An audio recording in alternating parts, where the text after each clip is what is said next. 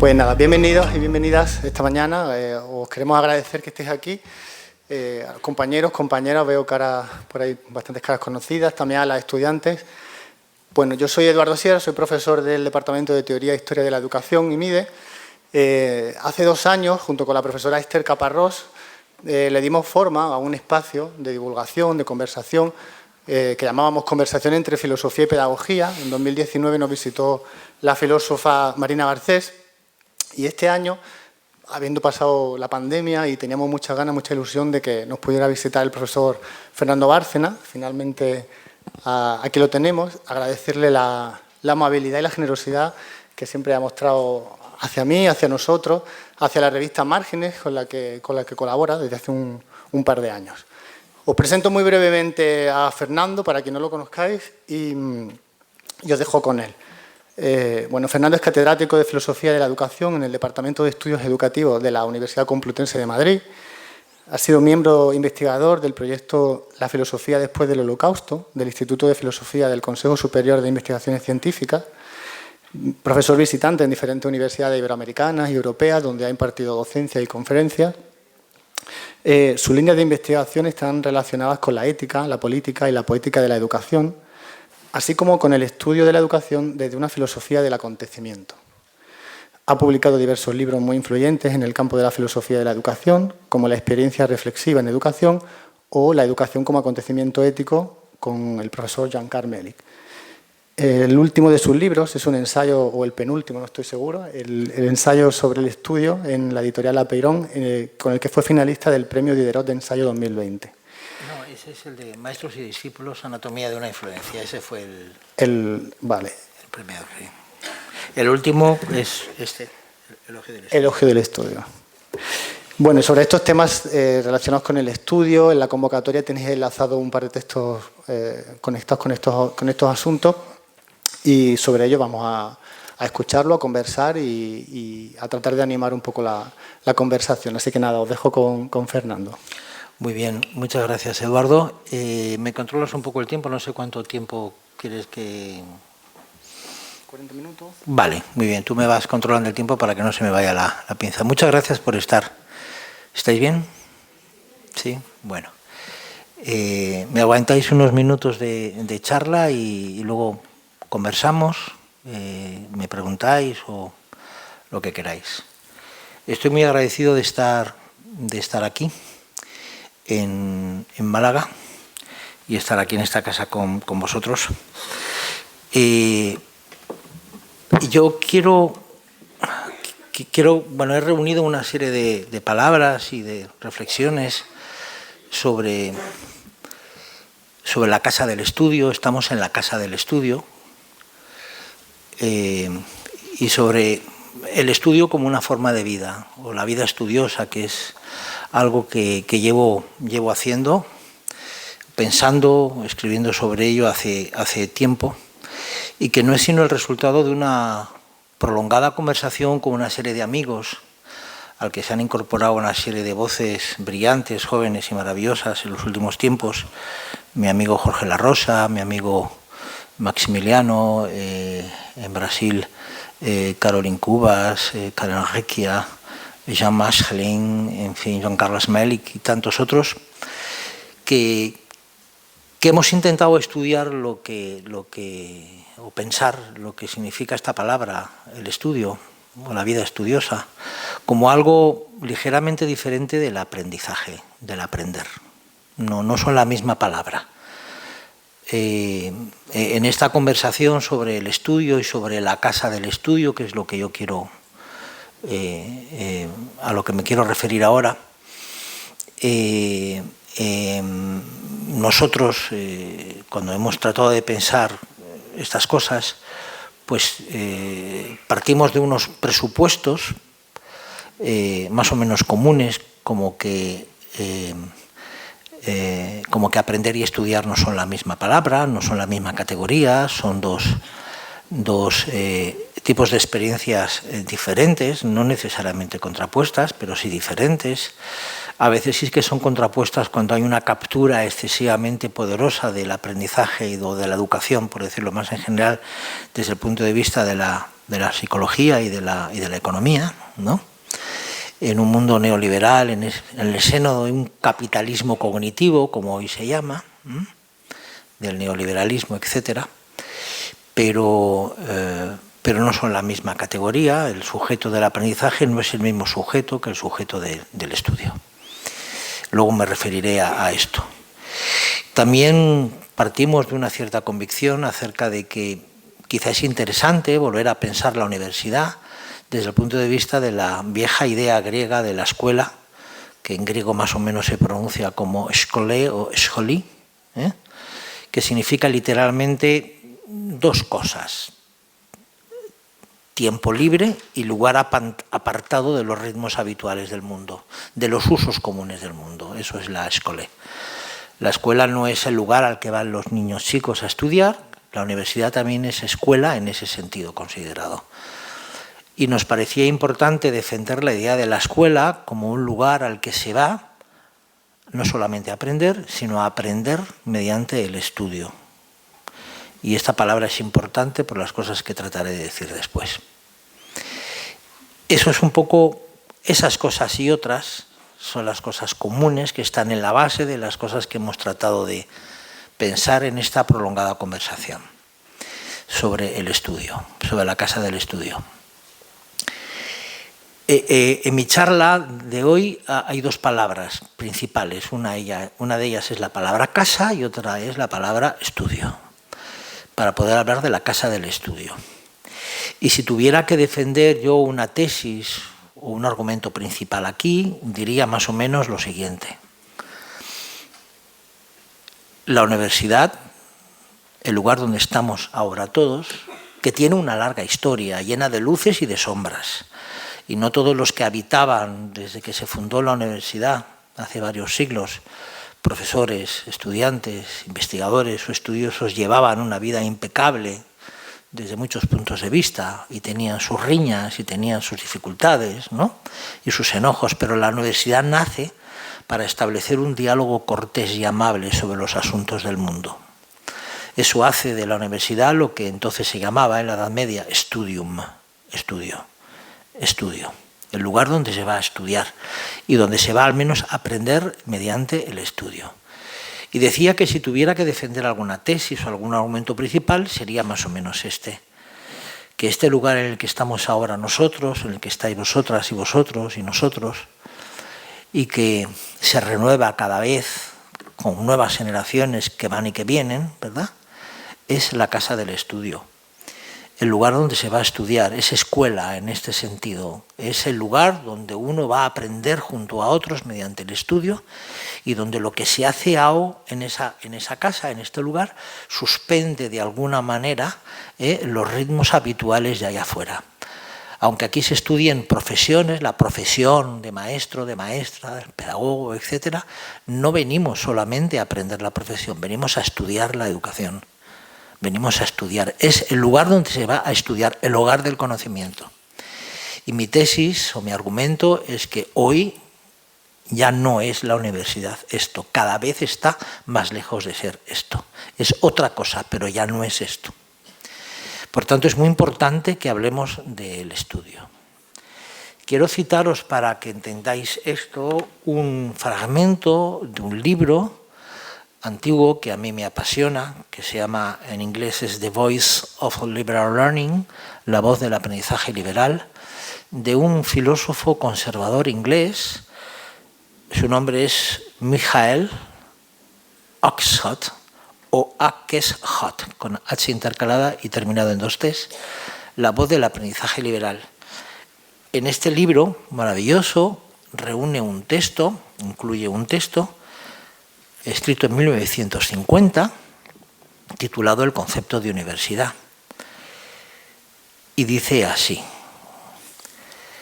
la universidad, como cualquier otra cosa, tiene un lugar en la sociedad a la que pertenece, pero ese lugar no es el de contribuir con algún otro tipo de actividad en la sociedad, sino el de ser ella misma y no otra cosa. Su ocupación principal es la búsqueda del conocimiento. Nada puede compensar su ausencia en la universidad, dice Michael Oakeshott. Y en segundo lugar se ocupa de la clase de educación que ha descubierto que surge en el transcurso de esa actividad. La universidad dice, y esto me gustaría que os fijarais bien en este fragmento, la universidad habrá dejado de existir cuando su aprendizaje haya degenerado en lo que hoy día se llama investigación. Esto está escrito en 1950, en 1950. Cuando su enseñanza se haya transformado en mera instrucción y ocupe la totalidad del tiempo disponible de los estudiantes, y cuando quienes acuden a ella para que les enseñen no lleguen en búsqueda de su destino intelectual, sino con una vitalidad tan inerte o tan exhausta que lo único que deseen sea recibir un atavío intelectual y moral que les sirva. En fin, cuando lleguen sin entender las peculiaridades de la conversación y solo deseen obtener una calificación que les permita ganarse la vida o un certificado que les permita participar en la explotación del mundo. 1950. No creo que puedan ser más actuales estas palabras. Son absolutamente actuales. Este autor dice que venimos a la universidad, venimos a la escuela, venimos a la casa del estudio para que nos encontremos con nuestra herencia moral, espiritual, intelectual.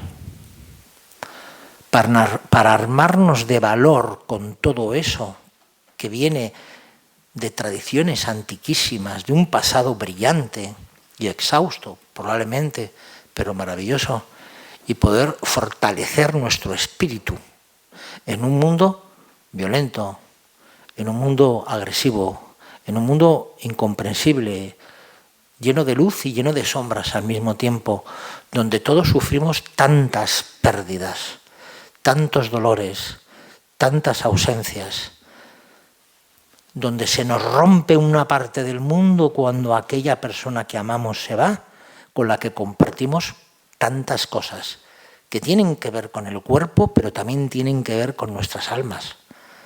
Y estaban llenas de músicas y de pinturas y de lecturas y de obras y de conversaciones amables y corteses que nos daban la sensación de que ese mundo que teníamos entre ella y yo, entre él y yo, era un mundo nuestro, de manera tal que cuando esa persona se va, se nos rompe la vida, literalmente.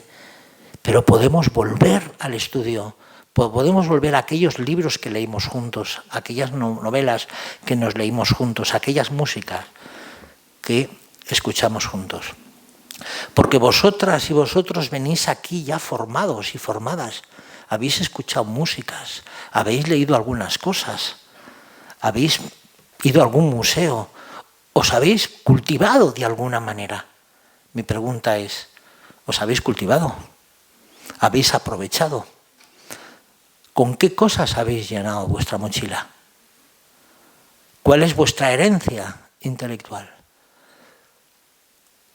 Estamos en el mundo. Heidegger, el filósofo alemán Martin Heidegger, profesor y maestro de Hannah Arendt, decía que el ser humano es un Dasein, un ser en el mundo, vomitado al mundo, ¿no? Vomitado al mundo.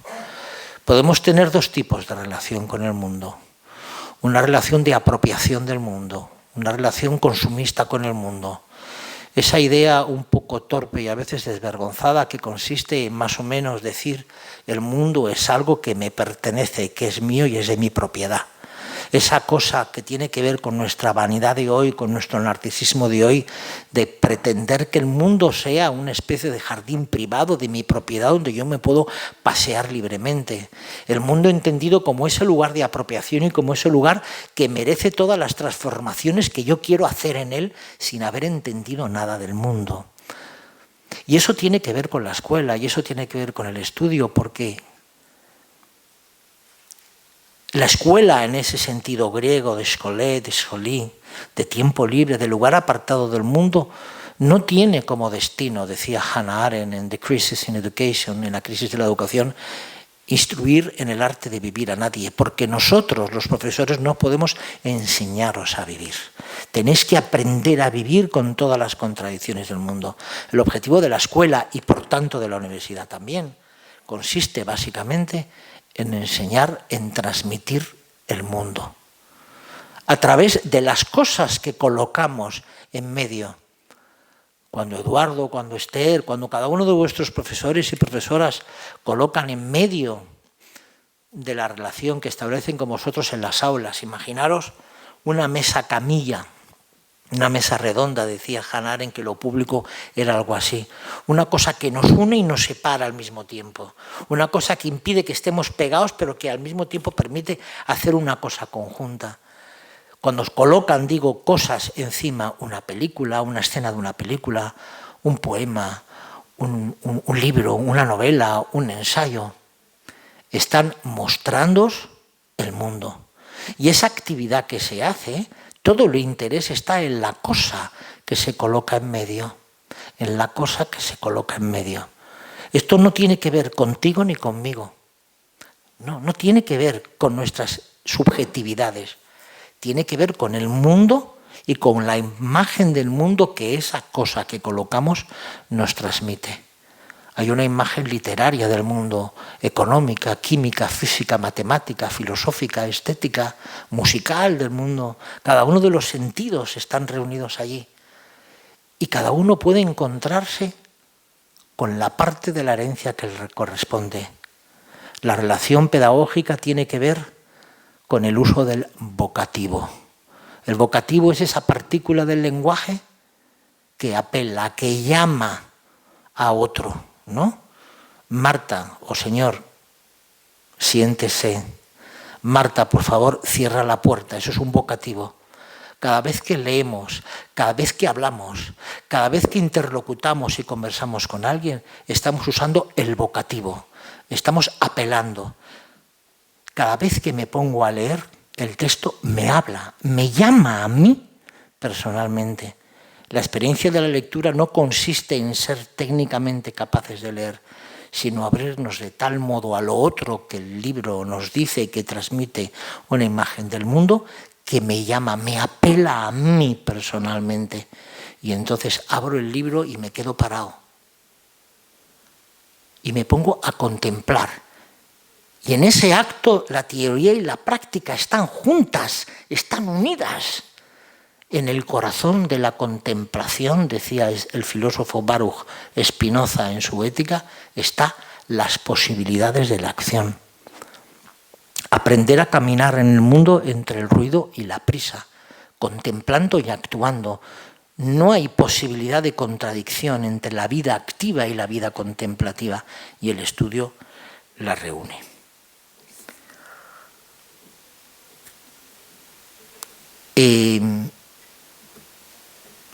Hay una escena, un segundo punto que quiero desarrollar, porque lo que me pregunto ahora que he empezado a hablar es, en realidad, ¿cuál es el modo en que os estoy hablando?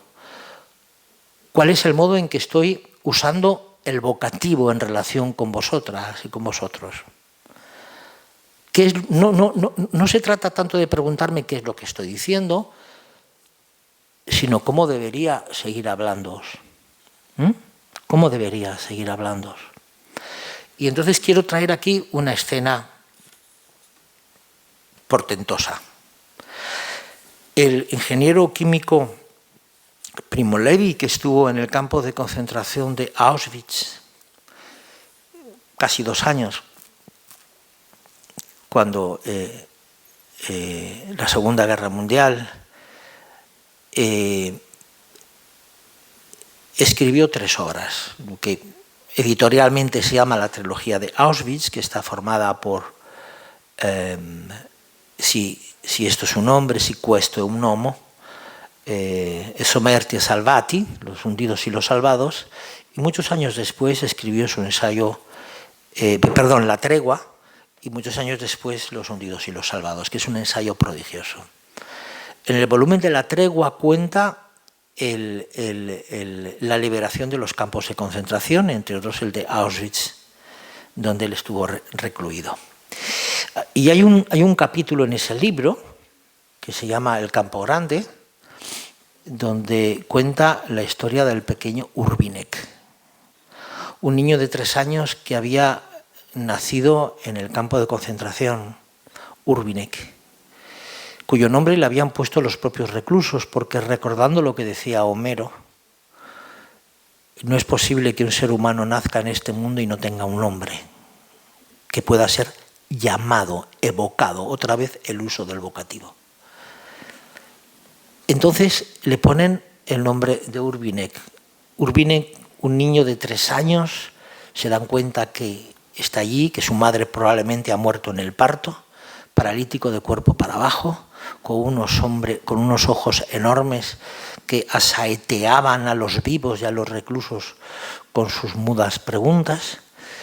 Y a ese niño lo cuida un muchacho húngaro de unos 15 años, Henek.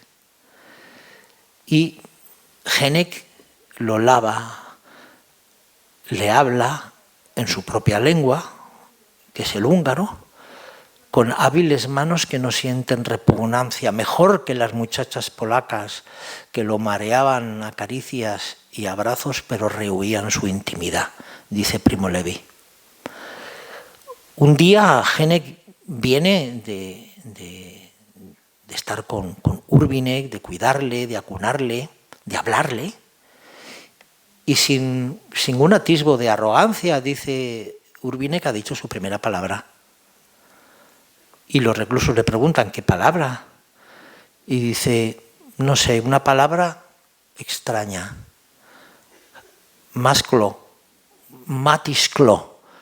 Y los reclusos se ponen a discutir qué puede significar esa palabra. Unos, con buenos argumentos, dice, puede querer decir carne en bohemio, porque en el campo se hablaba todas las lenguas del mundo, de Europa, pero solamente había que entender una, el alemán. Y si no lo entendías te llevaba a la muerte directamente, a la aniquilación, para entender las instrucciones de los nazis. Y los reclusos intentan dar significado a esa palabra secreta de Urbínek, cuando resulta que esa palabra lo que tiene es sentido, aunque no tenga significado. Porque las cosas tienen que tener sentido, aunque no tengan significado. Es mucho más amable el mundo cuando el amigo o la amiga te dice, Fernando, lo que dices no tiene significado, pero tiene sentido que lo digas. El mundo se vuelve amable a través del sentido. ¿Y por qué cuento esta historia? Porque esta relación entre Henek y Urbínek muestra la esencia profunda del acto pedagógico. Alguien habla como Henek en su lengua, el húngaro, aunque el otro no lo entienda, y le habla, porque lo que tiene sentido es que a través de lo que yo digo el otro diga su propia palabra. El profesor habla, el maestro habla, y no habla a partir de un sentido de la correspondencia, de la simetría. No, yo hablo para mover tus palabras, para que te las encuentres. Esto es lo que significa la universidad. Leemos cosas, la gente habla, el uso del vocativo te llama para que te encuentres con tus palabras, para que sepas qué hacer con tu vida. Y eso pasa por un acto, pasa por el acto de la lectura, de la escritura, del pensamiento, de la conversación. Esas son las artes del estudio. Esas son las artes del estudio. Y en esas artes uno aprende, ¿sabéis a qué? A quedarse quieto. A quedarse quieto durante un rato, mientras estoy leyendo. Aprender mediante el estudio es aprender a quedarnos quietos. Quédate quieto un momento. Para. Habita tu propio silencio. Por tanto, Genek habla a Urbínek y Genek resulta que es el capo. El capo es la figura de aquellos que ayudaban a los nazis en la selección, de quienes se iban a las cámaras de gas y quienes no se iban. El capo de un bloque, de los bloques, ¿no?, de allí. Él, que había colaborado con los nazis para la selección, es el que cuida a Urbínek con hábiles manos que no sienten repugnancia sin rehuir su intimidad. Ahí lo dejo. Pero le habla como si el otro lo entendiera. Le habla sin infantilizarlo.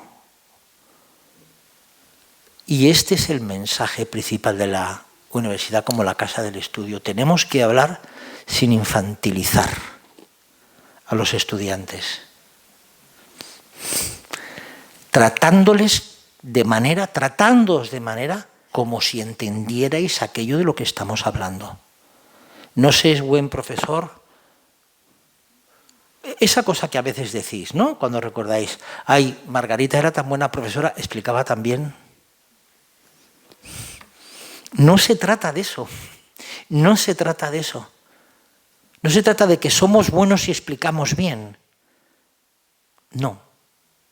Quizás somos buenos y lo somos porque sabemos estar ya acompañándoos en lo que estamos haciendo con cosas que son difíciles. Aprender es no lo fácil, no lo difícil, es lo dificilísimo. Es pasar del no saber al saber dando un salto al torrente, porque nadie aprende con un manual, sino a través de ese ejercicio de aprender a demorarse largo rato en una cosa que es difícil, pero hacemos como si lo entendierais. Eso es tratar a alguien como adulto. Por eso decía el filósofo francés Michel Foucault en uno de los volúmenes el segundo volumen de su Historia de la Sexualidad, en un prefacio, porque él había escrito un primer volumen, años después publica el segundo. Él no verá su obra publicada porque morirá de sida antes de ver los 3 volúmenes. Ahora ha salido un 4º volumen que ya tenía escrito en francés y creo que lo han traducido. Él introduce en el segundo volumen, que es todo un paseo por la ética griega a partir del uso de los placeres y la sexualidad del mundo griego. Es muy interesante. Él hace una introducción que se llama Modificaciones, donde él le explica al lector cómo ha cambiado lo que estaba estudiando desde el primer volumen, que habla de unas cosas, y en el segundo volumen parece que habla de otras. Y hay una cosa que dice que es muy interesante. Fijaros lo que dice Michel Foucault. En cuanto a aquellos para quienes esforzarse y trabajar, comenzar y recomenzar, hacer intentos, equivocarse, retomando todo de nuevo de arriba a abajo y encontrar el medio, aún de dudar a cada paso. En cuanto a aquellos, digo, para quienes trabajar en silencio y en tensión equivale a dimisión, ellos y yo claramente no estamos en el mismo planeta. Eso es estudiar, intentar, reiterar, volver sobre lo mismo. Eso es lo que hace Penélope en Ítaca mientras espera el regreso de su amado Ulises. ¿Qué hace Penélope? Y ahora vamos a la casa, porque hemos dicho que la universidad es la casa del estudio. Hay casas que abandonamos o tenemos necesidad de abandonar porque no son un hogar para nosotros. Hay casas que se buscan y no se encuentran. Hay casas a las que queremos regresar. Ulises quiere regresar de la guerra de Troya. Tardará 20 años, los 10 años que ha durado la guerra y luego otros 10 en volver. Quiere regresar porque tiene nostalgia de la casa. Milan Kundera, el escritor checo que escribe en francés en su novela La ignorancia, habla de la nostalgia como el dolor de la ignorancia. El dolor de la ignorancia que siente Ulises, Odiseo, porque no sabe nada de Penélope ni de Telémaco, a quien prácticamente no conoce. Le duele la ignorancia de no saber qué pasará con ellos, como el dolor que siente alguien cuando ha perdido a alguien y dónde estará, el dolor de la ignorancia de ella o de él. ¿Y qué es lo que hace Penélope para tratar de sortear el acoso de los acosadores que le dicen, bueno, tía, no va a volver, o sea, búscate una pareja, en fin, tienes muchos pretendientes, ¿no? Y están a punto de arrasar con la casa, con las propiedades. El hijo no se queda llorando, Telémaco va a buscar a su padre para, como decía Lacan, la ley de la cultura y de la palabra regrese a poner orden en el desorden de la casa. Porque la casa ya no es un hogar. Como cuando decimos que la universidad ya no es la casa del estudio y ya no es el hogar del conocimiento. Y sentimos nostalgia algunos de ello, ¿no? ¿Y qué es lo que hace Penélope? Hace y deshace su tela. Una tela fúnebre, un manto para su suegro Laertes, que hará todos los días y deshará por la noche para volver a comenzar al día siguiente. Ese ejercicio de reiteración es el ejercicio del estudio, es lo que estaba diciendo Foucault. En cuanto a aquellos para quienes esforzarse, trabajar, comenzar y recomenzar, hacer intentos, equivocarse, retomando todo de nuevo. Ese es el estudio. En un mundo acelerado, donde consideramos que los chicos, que las chicas desde bien pequeños se distraen y por tanto hay que cambiarles de actividad constantemente para que no se aburran. Donde ya nadie experimenta lo que Heidegger llamaba el aburrimiento profundo. El aburrimiento profundo, la densidad de la existencia. Es absolutamente importante recordar estas cosas. Así que la casa en griego oikos, ¿verdad? Lo que significa es esto, es el elemento fundamental de la comunidad humana, ¿no? Que tiene bienes materiales y que nos da una sensación como una atmósfera necesaria para poder habitar. La casa no es un espacio. Los espacios se recorren. La casa es un lugar. Los lugares se habitan. Los espacios se recorren. La casa no es un entorno. El aula no es un entorno ni es un espacio, es un lugar destinado a ser habitado con sus materialidades. La mesa del profesor, las estanterías con los libros, la mesa para depositar los libros, los cuadernos, tal vez ordenadores, sí, ¿por qué no? Y pantallas para poner una buena película. Pero hoy resulta que ya las aulas tampoco son eso. En mi facultad hay hiperaulas llenas de pantallas que nunca funcionan, pizarras en las que no puedes escribir porque nunca hay los rotuladores para ello. Ya, por supuesto, no hay pizarras con tiza para que te manches los dedos. Hay hiperaulas con mesas incómodas, con sillas, porque no hay mesas donde no hay ni mesa para profesor, donde no puedes depositar libros porque los libros están marginados, están ya en otro lugar. Hay una tablet o un ordenador, pero no está el libro. No está el libro, eso ya no existe. Por tanto, así como la Odisea es el gran canto, el gran poema de la nostalgia de la casa, Ulises Odiseo, según la traducción griega o latina, es el que quiere regresar a la casa, el que está fuera de la casa y quiere regresar a la casa. Esa nostalgia la sentimos algunos, tal vez porque estamos mayores, estamos envejeciendo. Venimos de un mundo donde los libros tenían una cierta importancia, donde la escritura tenía una cierta importancia. Yo en mis aulas a mis estudiantes les digo, cerrar las computadoras, apagar los móviles, sacar vuestro diario filosófico, porque les invito a que tengan un cuaderno, y las disertaciones que yo les pido, los ensayos, los tienen que escribir a mano, y me tienen que entregar las disertaciones a mano con sus borradores. Y les pido que se aprendan de memoria una cosa promiscua que yo me inventé hace muchos años, que es la casa de citas, donde hay una serie de citas de escritores, de novelistas, de poetas, de filósofos, de pedagogos, de pedagogas, etc. Y les digo, aprenderos de memoria una. Están todas numeradas. Y obligarme a mí a aprenderme una. Claro, siempre me piden la más larga, ¿verdad? Para joderme. Pero yo me la aprendo de memoria. Y las decimos de memoria.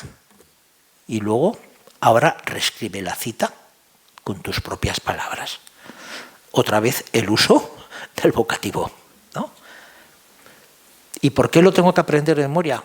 Pues porque sí. De la misma manera en que si me preguntas qué libros tengo que leer, ¿puedo leerme a tal libro? No, te tienes que leer estos libros que te digo yo. O sea, está muy bien que elijáis los libros que queréis leer, los amores que tenéis, que queréis tener, las bocas que queréis besar, las películas que queréis ver, la música que queréis escuchar.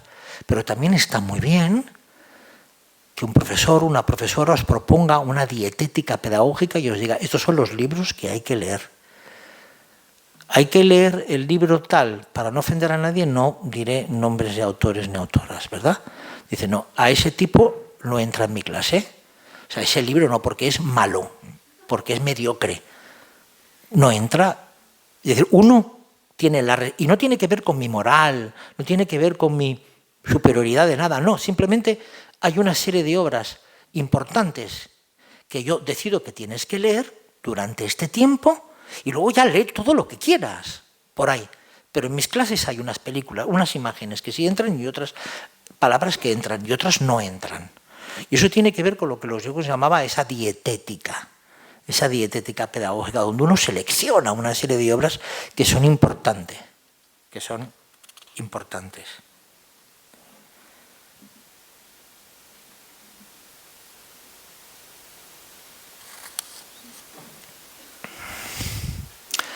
Hay una novela del hijo mayor de Thomas Mann, Klaus Mann, que se llama El volcán,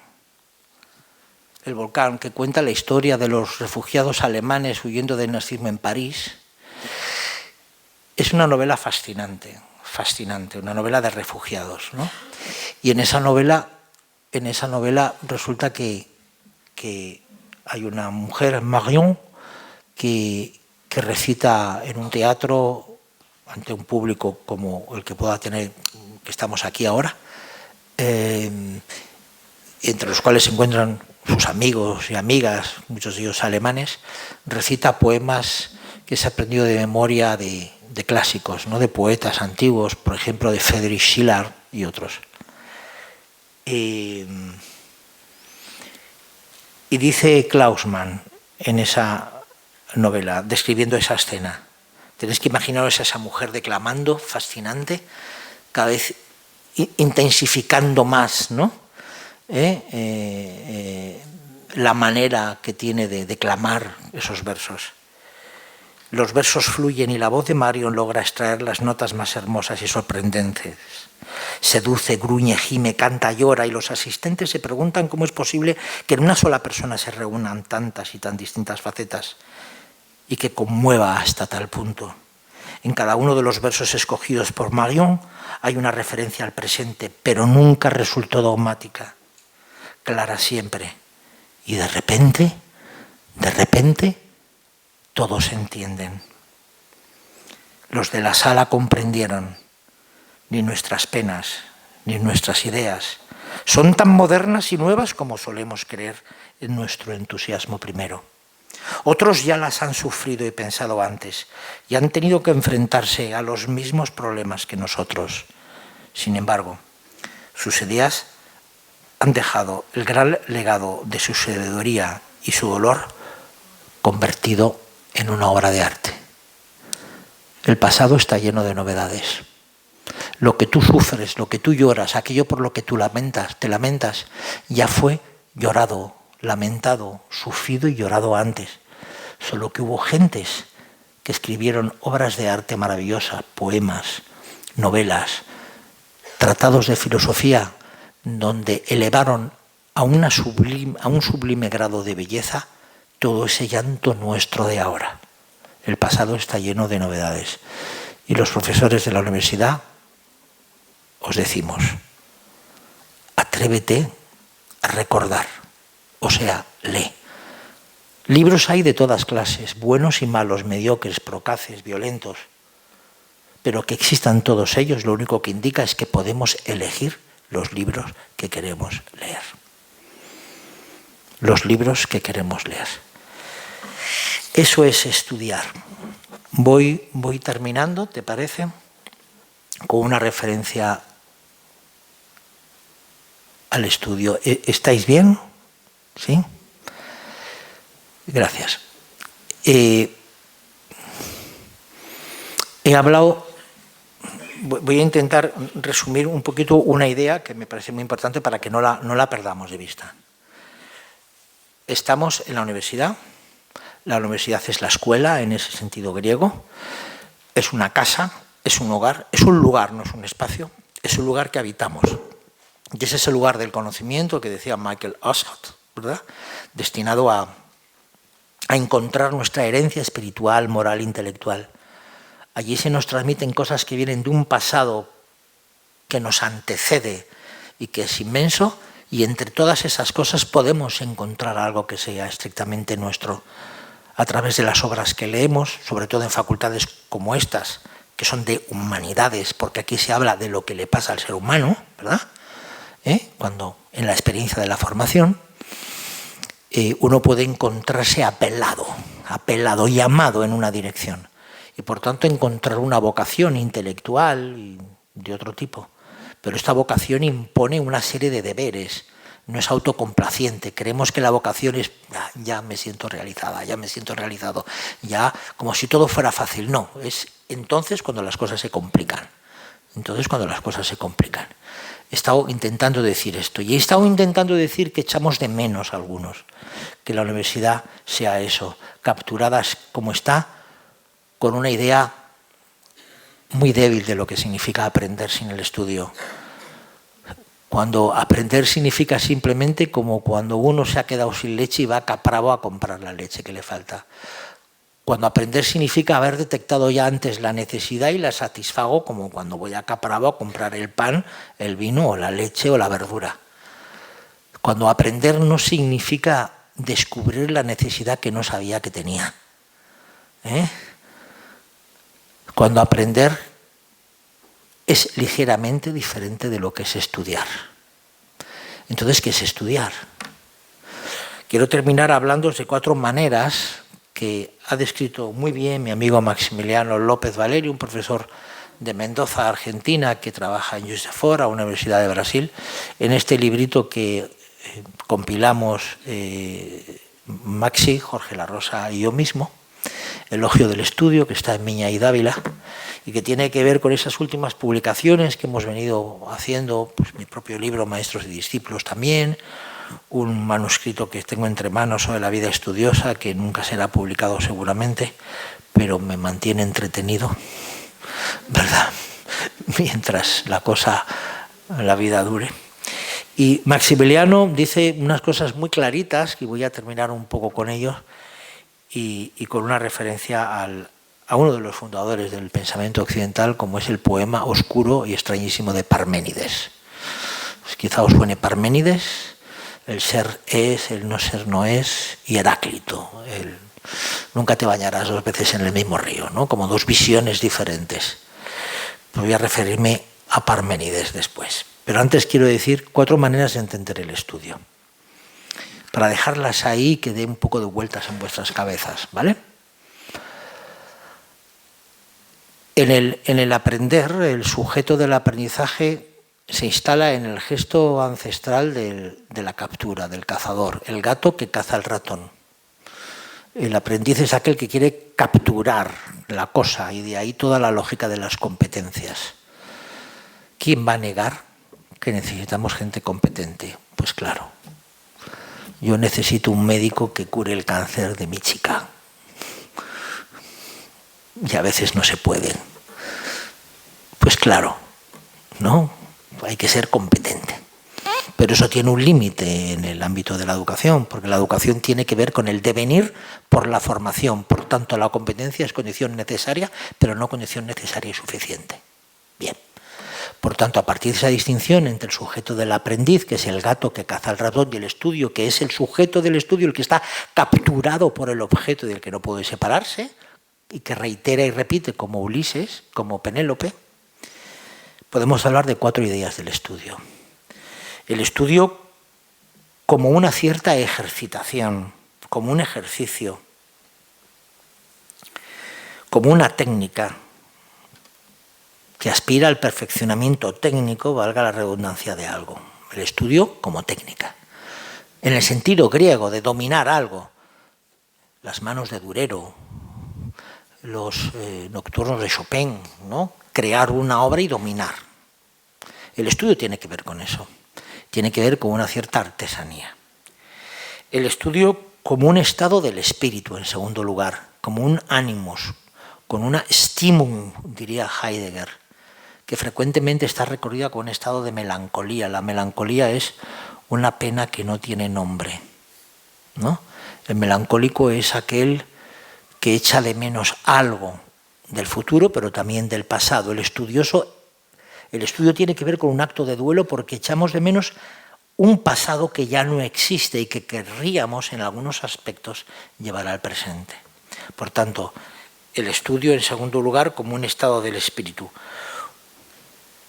Como un estado del espíritu volcado e inclinado en términos de atención al mundo. En tercer lugar, el estudio como un lugar lleno de sus materialidades. Un espacio, por así decir, que se convierte en un lugar que uno aprende a habitar. Para mí el estudio significa mi libro, mi biblioteca, mis cuadernos, mi estilográfica. Y lo importante no es el valor que en sí mismo tengan cada una de estas cosas, sino que unas cosas me llevan a otras. La lectura me lleva al cuaderno donde yo anoto. El libro me lleva al lápiz, al lapicero donde yo subrayo. Me sorprende mucho que muchos jóvenes de hoy en la universidad vayan con los textos y no los subrayen. No den pruebas de lo que subrayan. No sé, no lo entiendo bien. Yo me he educado en otro mundo, claramente. Y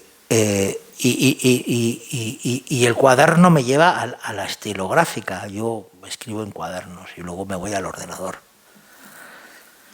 Y el estudio, por último, como un conjunto de hábitos que conforman una segunda naturaleza, como una forma de vida, como una existencia letrada. Yo estudio en mi cuarto, me paso horas allí, pero luego necesito salir y entonces recorro las calles de mi ciudad. Soy un paseante estudioso que mira a la gente con sus móviles deprisa o despacio. Me siento en un café donde hay una especie de poética, la poética del café. Me siento en una ventana, en una mesa, cerca de una ventana viendo el mundo. Voy con mi mochila, con mi libro y mi libreta. No soy como Don Quijote, al que ya le han hecho la Inquisición y ya ha perdido toda su biblioteca, pero es que no la necesita porque tiene todos los libros y todas las citas de los libros de caballería y de Amadís de Gaula en la cabeza. Pero yo todavía no soy Don Quijote, yo necesito llevar mis libros y estoy en ese espacio intersticial del café. Y voy caminando y voy con mi libreta y anoto una idea y entonces ya vuelvo a casa y me pongo a escribir. Por tanto, estoy dentro y fuera, ni estoy totalmente en la caverna ni estoy fuera. Y luego voy al aula y lo ganado por mí en el estudio se lo cuento a mis estudiantes que se quedan perplejos y lo entiendo y no entienden nada, pero les trato de hablar como si me entendieran. Y entonces llega Parménides. Parménides se conserva un poema oscuro, difícil, prácticamente incomprensible, donde él relata en ese poema el viaje que ha hecho al inframundo y la diosa le habla, el uso fantástico del vocativo otra vez. ¿Y qué es lo que hace? ¿Qué es lo que le dice la diosa? porque Parménides va al inframundo, él describe en el poema lo que la diosa le ha dicho y tendrá que volver al mundo de la luz, pasa del mundo de la oscuridad al mundo de la luz. Será un mediador entre uno y otro, será como Hermes, ¿no? El mediador. ¿Qué es lo que le dice la diosa? Lo que cualquier libro, mientras estáis en el estudio, os dirá. Lo que cualquier profesor, y esa es nuestra función y no es cualquier función, os diría. ¿Sabéis lo que le dice la diosa? Le dice, yo hablaré y de ti depende llevarte mis palabras una vez que las hayas oído. Yo hablaré y de ti depende llevarte mis palabras una vez que las hayas oído. Esa es nuestra tarea, esa es vuestra tarea y no es una tarea menor. Y hasta aquí, muchas gracias. Gracias.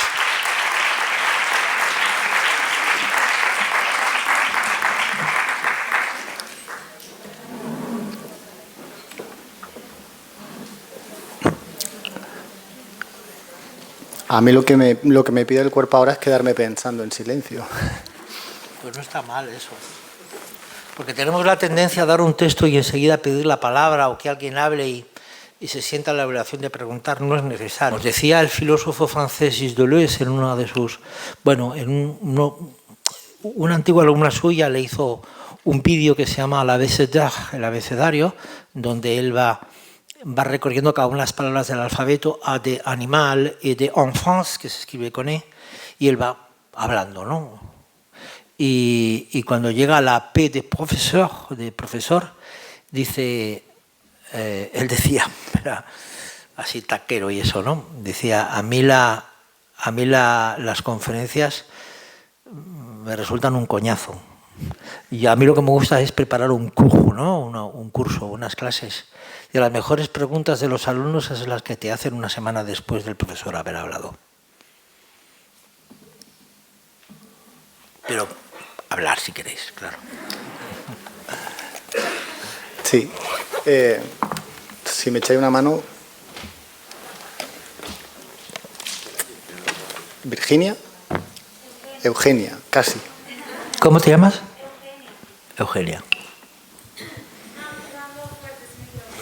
Para que entre por el... Para poderlo grabar. Se me escucha bien, ¿no? Sí, Eugenia. A ver, es que a mí, o sea, primero decirte que me ha encantado, o sea, me he quedado anonadada de verdad de sus palabras porque, no sé, incita mucho a la escucha activa. Y otra cosa que me ha chirriado un poco es el tema de memorizar. Pero le voy a explicar por qué. Nosotros estamos acostumbrados a que en la escuela se haya dado todo como de forma muy burocrática, lectura y aprendértelas de memoria, libros y libros y libros, en los que tengas que memorizar para después plasmarlo en un examen y a partir de ahí saber si vales o no vales según la calificación. Entonces, claro, nuestros profesores, cuando nosotros hemos llegado este año a la universidad, bueno, es el segundo año, pero con profesores nuevos, nos pusieron un examen de conocimiento que se supone que ya teníamos que haber dado y tenerlo asimilado. Y fue desastroso, o sea, nadie aprobó, eso fue para reírse. Entonces, claro, yo ahí me hice como una pregunta de hasta qué punto utilizar la memoria es bueno para tú poder aprender. Porque a lo mejor cuando eres más chico dices, bueno, te lo estudias de memoria y ya está. Al final lo que importa son las calificaciones pero claro, ahora mismo cuando tú quieres aprender de verdad, te interesas por estudiar, por conocer y todo. Creo, bajo mi punto de vista, igual me equivoco, que memorizar tampoco por mi parte lo veo como muy efectivo, porque al final intento engullir conocimientos, que después esos conocimientos quedan en el olvido porque no los recuerdo. Entonces, claro, me gustaría preguntarle en qué sentido ha dicho usted lo de memorizar. Muy bien, me parece muy importante tu pregunta, Eugenia, y te la agradezco.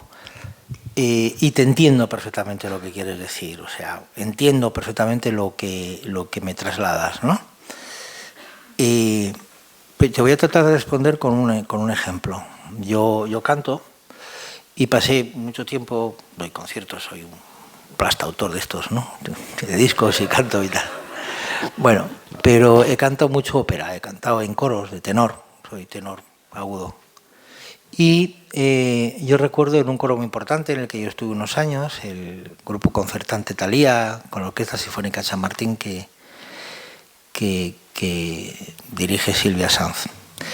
La temporada la hacíamos cantando cosas muy importantes, yo qué sé, la novena de Beethoven, el Requiem de Mozart, muchas cosas. El Gloria de Vivaldi, en fin, cosas súper importantes, interesantes, en el Auditorio Nacional de Madrid, que yo lo tenía cerca del barrio donde yo vivo. Y bueno, la sala magna, enorme, lleno de 5.000 personas, qué sé, o 3.000, no sé, en fin. Recuerdo cantando el Requiem de Mozart. Y yo la primera vez que lo canté, acababa de fallecer mi mamá, mi madre, así mayor, curiosamente de cáncer de piel. El caso es que, bueno, yo me sabía de memoria, o sea, yo tenía mis partituras, pero yo me había aprendido de memoria.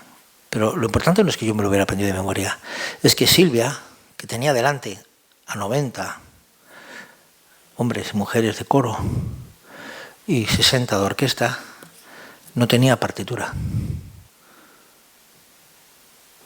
Dirigió a la orquesta y al coro de memoria. Par cœur, que se dice en francés. De cor, que se dice en portugués. Aprender de memoria es apprendre par cœur. Faire par cœur, de corazón. Por tanto, yo no me refiero a esa memoria que implica ese aprendizaje bulímico, ¿no? Me lo tengo que aprender de memoria para vomitarlo en el examen y liberar luego mi mente para la nueva cosa. No se trata de eso. No se trata de esa memoria. La memoria es experiencia del tiempo y no solo recuerdo. La memoria está hecha de recuerdos, pero también de olvidos y de silencios. Me refiero a esa experiencia de la memoria. Que yo pueda decir, por ejemplo, he dado el salto de mí al alba, he dejado mi cuerpo junto a la luz y he cantado la tristeza de lo que nace. Esos versos de Alejandra Pizarnik es mucho más que aprenderme de memoria unos versos. Es recrear un poema de una mujer que se suicida en los años 70 y lo que la mata es la imposibilidad de escribir prosa. ¿Entiendes?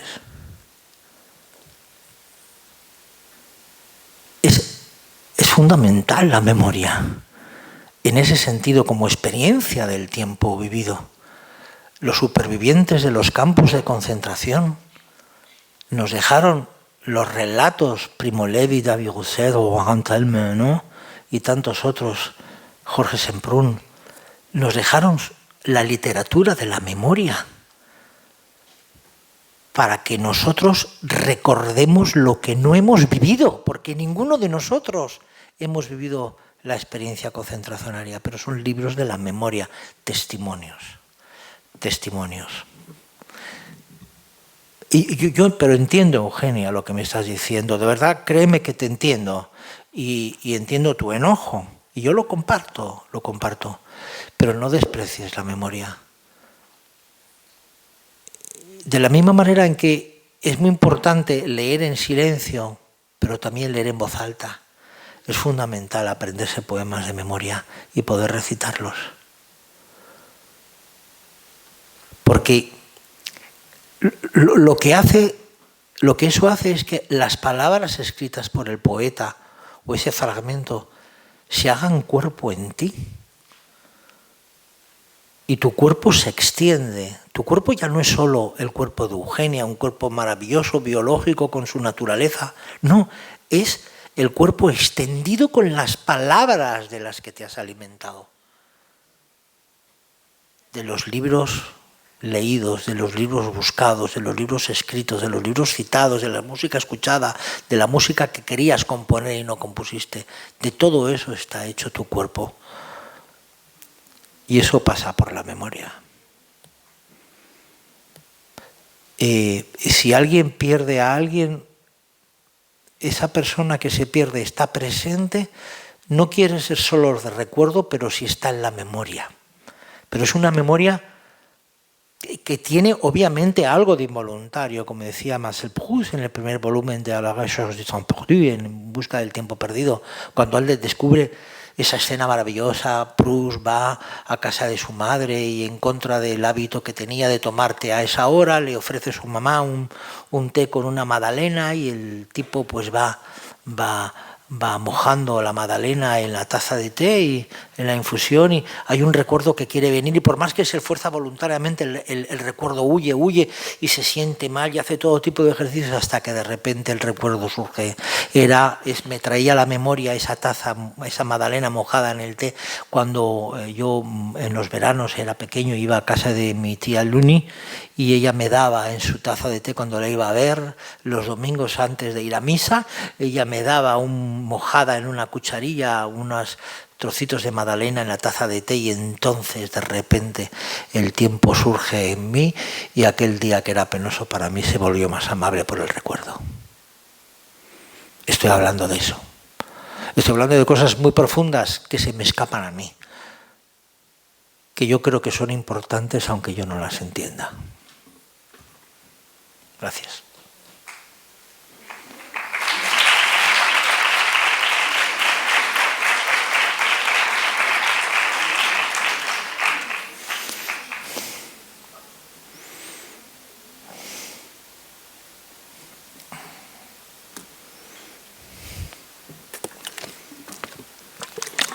Hay una palabra.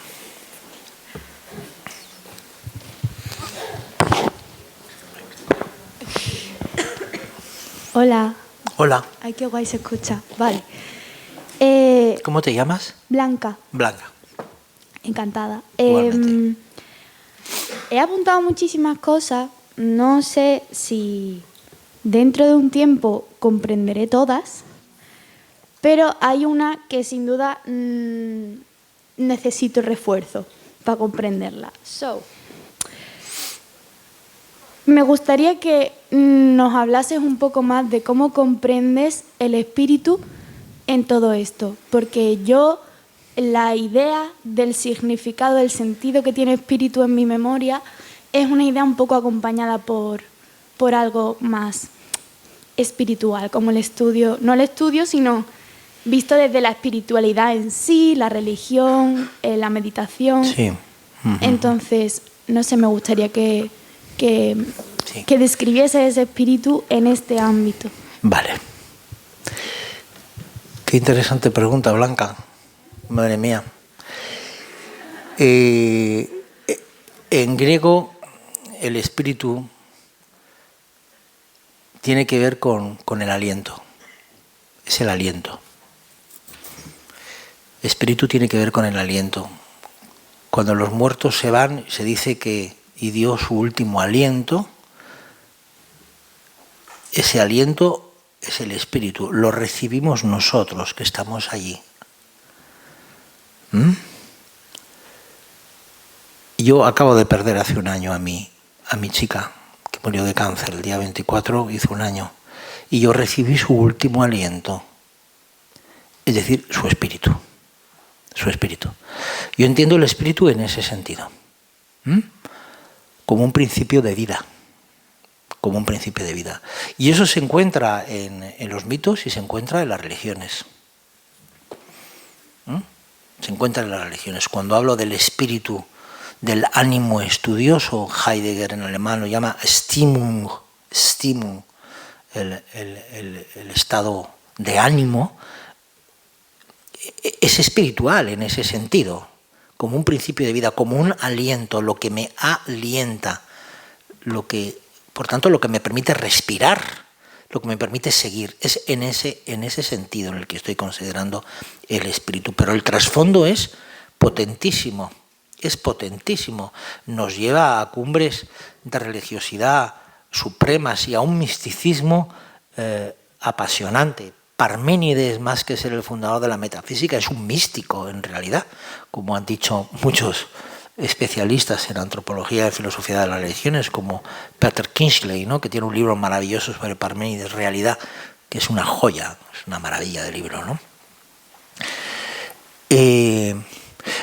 Lo que pasa que soy consciente que a medida que uno va envejeciendo, yo tengo 64 años, uno se acerca a lo que el filósofo catalán Eugenio Trías llamaba la edad del espíritu, ¿no? Yo sé que la vida está llena de problemas que hay que resolver, y yo también los tengo, y es muy importante ser competente y tener recursos, claro, qué duda cabe, no lo rechazo, ¿no? Pero, ¿sabes, Blanca? Uno entra en la edad del espíritu. Uno está no solo para los problemas, está para los misterios. Eso no tiene que ver con que yo me haya vuelto creyente. Si no lo era, no sé qué es lo que creo. Sé que no termino en mi propia piel. Yo siento el aliento de mi Moni aquí como siento el aliento de otros fantasmas, de otros aspectos que vienen del pasado y que me visitan y que están en las obras, ¿no? La idea del fantasma, ¿no?, es muy importante desde el punto de vista filosófico, y hay autores como Giorgio Agamben que han escrito textos maravillosos sobre eso. Me estoy refiriendo a estas cosas que, insisto, Blanca, se me escapan, son profundísimas, son muchísimo más grandes de lo que yo puedo soportar en mí, de lo que mi mente finita y torpe sería capaz de poder decir, ¿sabéis? Pero, ¿sabéis? Esa especie de aliento que uno recibe de aquella persona que se ha ido y de otras cosas que se han perdido. Es que uno recibe ese aliento. Es que eso existe. O sea, es una experiencia tan profundamente íntima y, desde luego, subjetiva, indudablemente. Como cuando hablamos de el espíritu que recorre la educación, la experiencia de la formación, más allá de la instrucción, más allá de cosas que son importantes, pero a veces que hacen que la palabra educación quede mucho más pequeña, mucho más, con menor dignidad o nobleza, ¿no? ¿Sabéis? Me refiero a esas cosas. Ya sé que no estoy siendo como muy claro, pero quizá, a lo mejor... Y claro, hay cosas que se comprenden, date tiempo. Se comprenden cuando se tienen que comprender. Sí.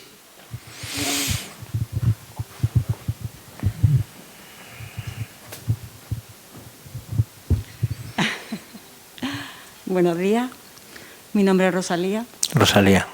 Tengo 57 años y prometí que no iba a hablar, porque no sé hablar de otra manera que no sea con el alma. ¿Que no sea? Con el alma. Entonces, tengo que controlarme porque, bueno, entonces entiendo perfectamente su conferencia. Yo me siento así. No sé qué hago aquí, pero necesito estar aquí. Porque he aprendido la palabra educar, pero no he aprendido la palabra aprender. Entonces, Aprender.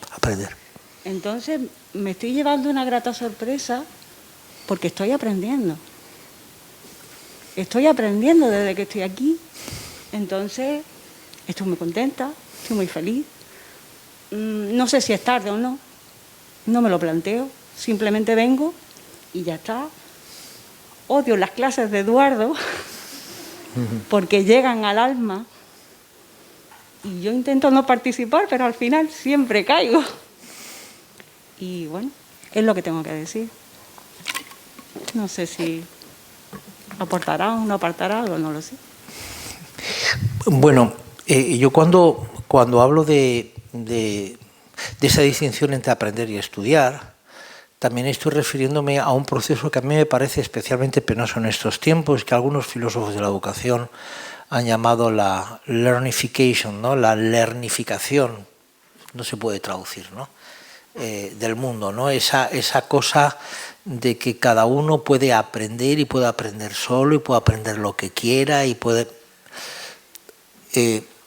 por decirlo más claramente, para aprender no se necesitan muchas cosas, para estudiar sí. No se trata de aprender o de estudiar, se trata de aprender mediante el estudio, mediante ese tipo de disciplina, de atención a las cosas que están fuera. Tú llegas aquí y dices que aprendes, pero tú aprendes, Rosalía, ¿no?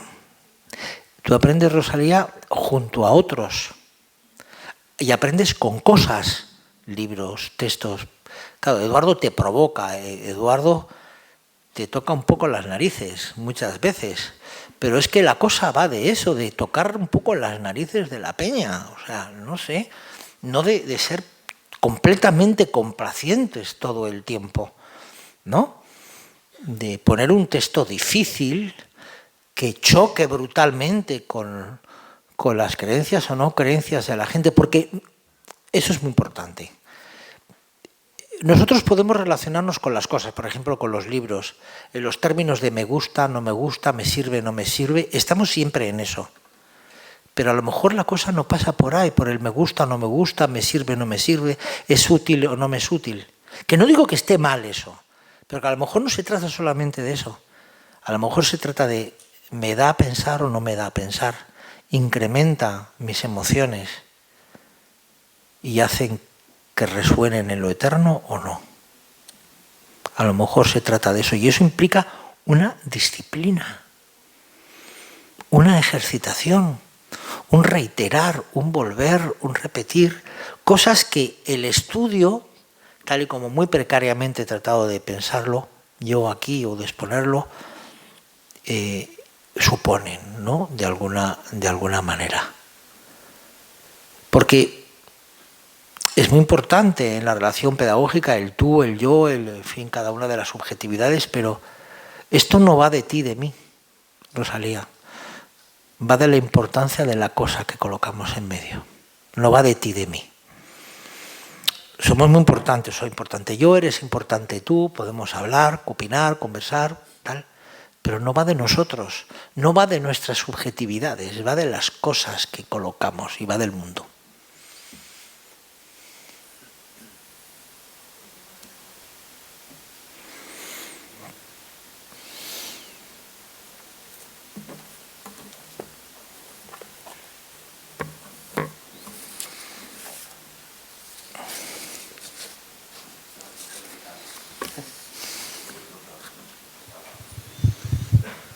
Hola, buenos días. Buenos días. Mi nombre es Marcos. En primer lugar, agradecerle, ha sido muy sugerente su conferencia. Realmente intervengo porque es que no he podido evitarlo, sobre todo cuando ha hecho ahora referencia a la necesidad de no ser complacientes, ¿no? Y a ese juego entre objetividad y subjetividad que viene manteniendo a lo largo de la conferencia. Bueno, me quería referir en concreto a la cuestión de la selección de la cultura, del conocimiento. Me refiero a esto porque estoy haciendo la tesis doctoral sobre el currículum escolar. Entonces mis intereses van por ahí. Cuando se ha referido a cómo selecciona el objeto de conocimiento que pone en medio entre su alumnado y usted, ha dicho que, no sé si de forma un poco provocativa, que esa selección corre a cuenta suya, exclusivamente. En la universidad. En la universidad, claro. He tenido eso de fondo un poco porque, claro, el contexto escolar, como educación obligatoria, es diferente a la universidad, claro. Obvio. Pero en cualquier caso también me valdría para la universidad, ¿no? Aunque mi investigación en este caso se centre en el sistema educativo, la educación obligatoria. Sí. Porque también he tenido la oportunidad de dar clases en la facultad, precisamente en esta facultad, ¿no? Y es una de las cuestiones que me rondan la cabeza. Porque, aunque ha puesto énfasis en que lo importante no es ni su subjetividad, ni la mía en este caso, la de Rosalía, a la que se ha referido, sino lo que ponemos en medio, en esa selección que usted hace es totalmente subjetiva, aunque pretenda objetivizarla. Claro. Y también ha hecho constante mención al concepto de nostalgia, y no sé en qué medida esto puede ser no solo conservador, sino llevarnos a caminos reaccionarios. No me gustaría extenderme, pero ahora está muy en boga el debate que provoca Anaïr y Simón, Daniel Bernabé. En cierta medida que la nostalgia tiene una cierta idealización del pasado que quizás no fue tan ideal. No, claro. Y con todo esto, bueno, al fin y al cabo lo que me gustaría es preguntarle cómo considera que pudiéramos democratizar esta relación pedagógica, porque me parece que no es democrático, que no quiero igualarlo, no quiero infantilizarlo, pero me parece que el alumnado también tiene mucho que decir. Es decir, que él también puede participar en la selección del objeto que media entre nosotros. Marcos, ¿no? Asunto difícil. Bueno, voy a decir cosas así, como un poco de carga de profundidad, ya lo lamento yo. Pero lo digo con todo el respeto y con agradecimiento a lo que me acabas de decir, ¿no? Que comparto parte de lo que dices, ¿no? Yo no entiendo bien la expresión, o sea, la entiendo, claro, o sea, la entiendo, pero no sé si me interesa entrar por ahí, en eso de democratizar no sé, lo que vamos a aprender. O sea, me parece que no va, para mí, desde luego, las cosas no van por ahí, no van por ahí, no van por ahí. Y en muchas de las cosas que yo digo, que decimos algunos de los colegas que estamos hablando de estas cosas, sé que frente a un discurso más o menos pedagógico, político, psicológico y social hegemónico, que ha generado un discurso autoblindado, sé que soy reaccionario, completamente reaccionario. A mí tal vez me gustaría ser más bien intempestivo a la Nietzsche, pero también era reaccionario, ¿no? Según como lo veíamos. Y yo soy de los que piensan que a Nietzsche hay que leérselo, hay que tomárselo en serio, pero nunca al pie de la letra. Pero con él como con cualquiera, sobre todo si son interesantes. Pero hay que tenerle mucho respeto, ¿vale? Entonces, yo recuerdo un texto que me leí de Pier Paolo Pasolini, que era un tipo increíblemente audaz, tanto en su cine como en sus ensayos, donde en Escritos Corsarios, me parece que es allí, le dice a aquel discípulo, a aquel alumno que se inventa, que crea, ¿no? En ese pequeño tratadito pedagógico, le dice, el problema está en que entre tú y yo tenemos un lenguaje de las cosas completamente diferentes. Y te tengo que decir con todo el respeto que tu lenguaje de las cosas no lo entiendo y además no me interesa mucho.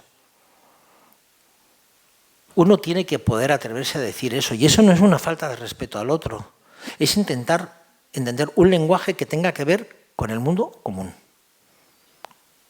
Claro, si en la universidad tienen que decidir muchos de mis estudiantes las cosas que quieren colocar como objeto de estudio, de conocimiento, de estudio, lo tengo que decir sinceramente con todo el respeto, yo me largo de la universidad, sencillamente me largo. Porque me temo lo que va a venir en un mundo que es cada vez más analfabeto. Letrado, es que es así. O sea, y si tengo que decir nombres, los diré. O sea, a mí no me importa que la gente lea Jorge Bucay, pero en mi clase no entra Jorge Bucay. O sea, que está de puta madre que la gente, perdonad la expresión, que la gente escoja lo que quiera leer. Pero yo de verdad, o sea, sé que esto es muy reaccionario, y te parecerá poco democrático, pero creo que es importante.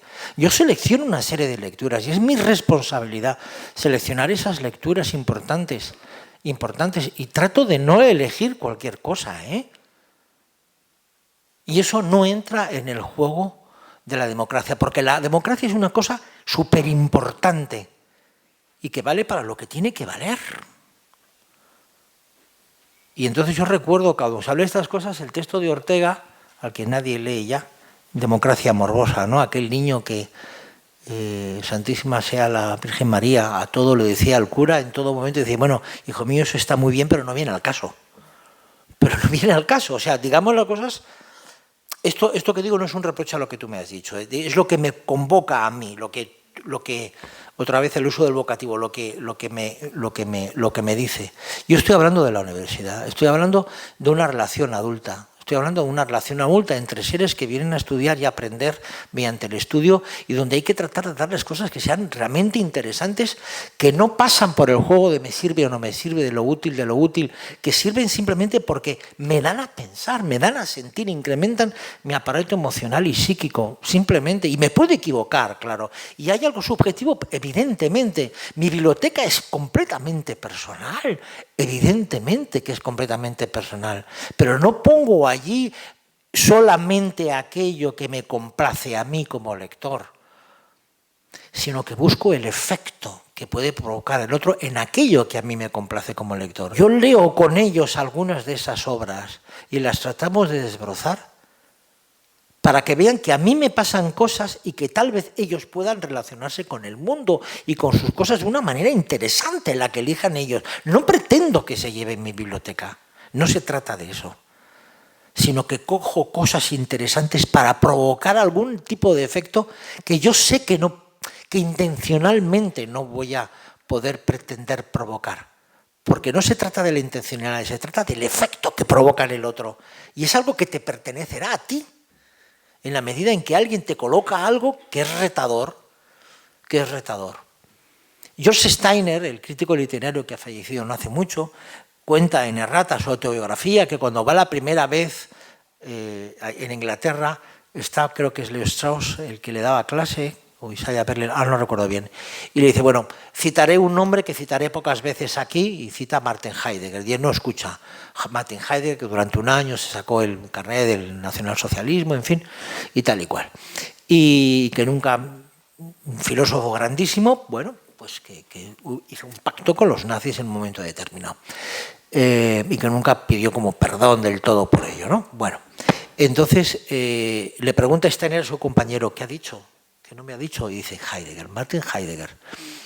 Entonces él se va a la biblioteca y coge su libro, el gran libro de Martin Heidegger, Sein und Zeit, ¿no? Ser y tiempo. Y dice, no entendí nada. Y al día siguiente fue a la biblioteca, no entendí nada. Y siguió, hasta que un día Steiner escribe un libro maravilloso que está editado en España, que se llama Martin Heidegger, y que es clarísimo. Se trata de eso. Se trata de imaginar que podemos poner cosas que no comprendemos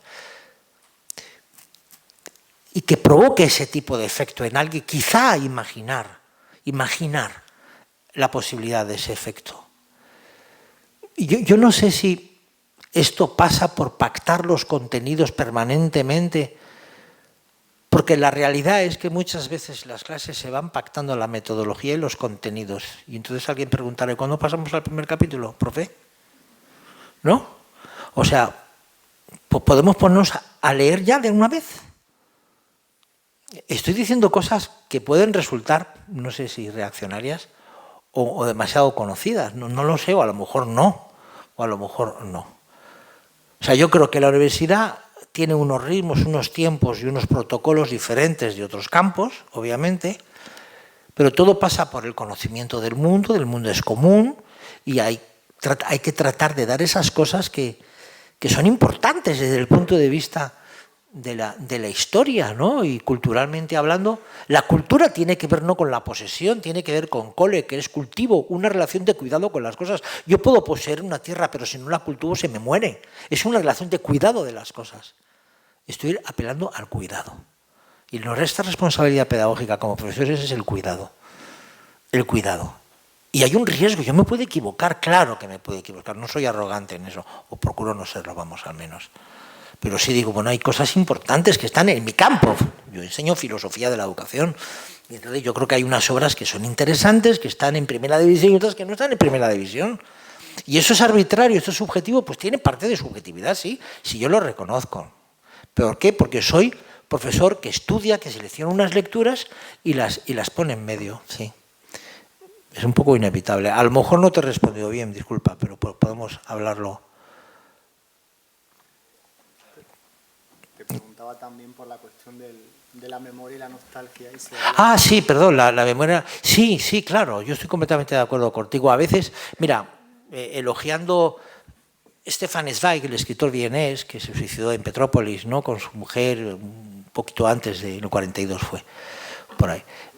Lo perdió todo, era un europeo que tenía idealizada la idea de Europa, sentía una nostalgia, eso le mató a Zweig, claramente el suicidio le vino por eso, ¿no? Por haber idealizado esa idea de Europa que en su decadencia a veces es una trampa. Acaba de salir una novela de un holandés, Michel Pfeiffer, que se llama Gran Hotel Europa, que es una maravilla, que habla de eso, es una crítica precisamente a esa idea de el goce, de recrearse un pasado que a veces es una absoluta trampa, Yo estoy completamente de acuerdo. La melancolía tiene dos caras, Tiene esa cara del el duelo, ¿no? Freud lo dice en Duelo y Melancolía, muy bien, ¿no?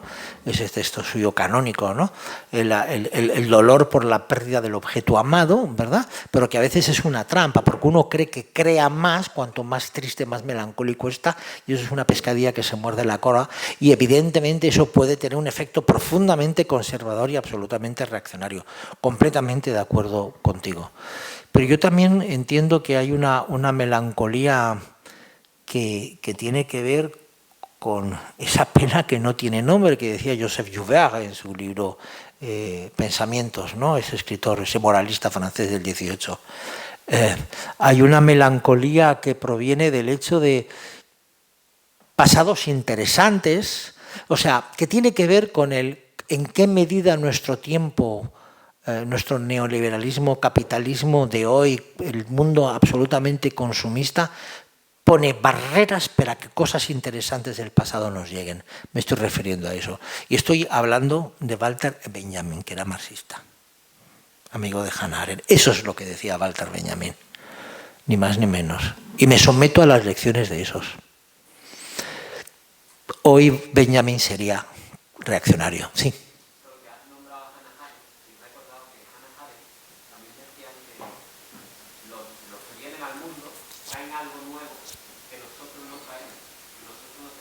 Claro. Y en esa medida a eso me refería un poco con la selección curricular, porque los nuevos traen algo. Claro, ese es el final de la crisis de la educación, ¿verdad? Un texto que algunos no sabemos casi de memoria y lo citamos para renovar un mundo común. Pero Hannah Arendt decía que el mundo común es común con aquellos que ya fueron y no están, con nuestros contemporáneos y los que todavía no han nacido. Ese es el mundo común. Y el mundo común se renueva. El mundo es mundo no porque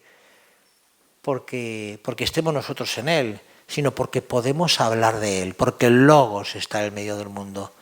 El mundo es común en la medida en que en el transcurso de las generaciones que se reúnen puedes seguir hablando del mundo. Es decir, cuando hay procesos de transmisión. Eso es lo que decía Hannah Arendt. Es facilísimo hoy aprender cosas sin que nadie te enseñe nada interesante. Entonces, claro, Hannah Arendt dice lo que dice porque ella se ha criado en la tradición de la Bildung alemana, de la Existenzphilosophie, era discípula de Heidegger, pero también de Karl Jaspers, ¿no? Y eso es mucho, ¿no? Y ella con 14 años ha leído a Kant.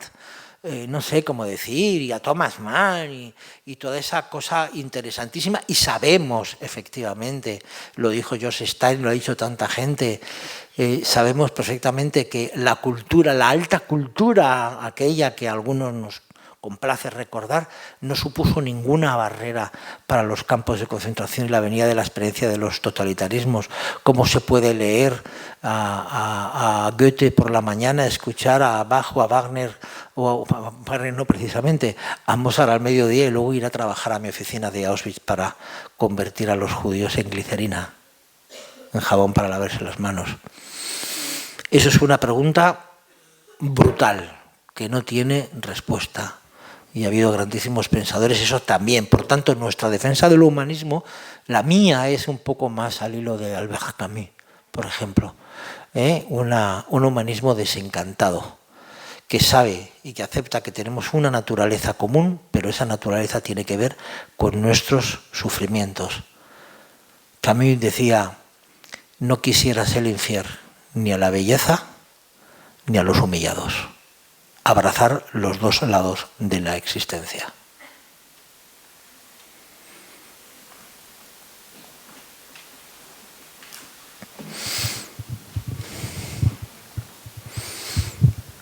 Hola, Fernando. Yo soy Cristóbal.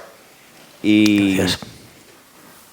No sabía si hablar o no hablar, pero al final digo, hay momentos en los que hay que hablar. Y tus palabras hoy a mí me han recordado nostalgia, esa nostalgia de la que hablas, porque hoy escuchando aquí a mi alumno del año pasado y sintiéndome maestro, pero al mismo tiempo un poquito aprendiz de lo que ellos iban diciendo, recordaba a un maestro común, que un día me dijo, oye Cristóbal, tienes que leer este libro. Tienes que leer a esta persona.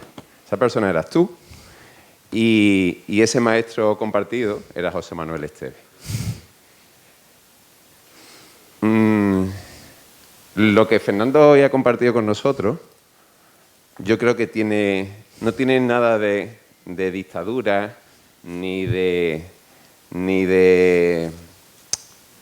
como no sé la palabra, no alcanzo la palabra, ¿no? de imposición del maestro, sino que tiene que ver algo más así, entiendo yo, como una ofrenda, como un acto de ofrecer lo que José Manuel Esteve decía después de tantos años de estudio, lo escribió por algún lado, no puedo tirar a la basura ese estudio y dejar de ofreceroslo a vosotros. Yo te agradezco hoy un montón de cosas que nos has dicho y que yo creo que, como decía Blanca, ¿no?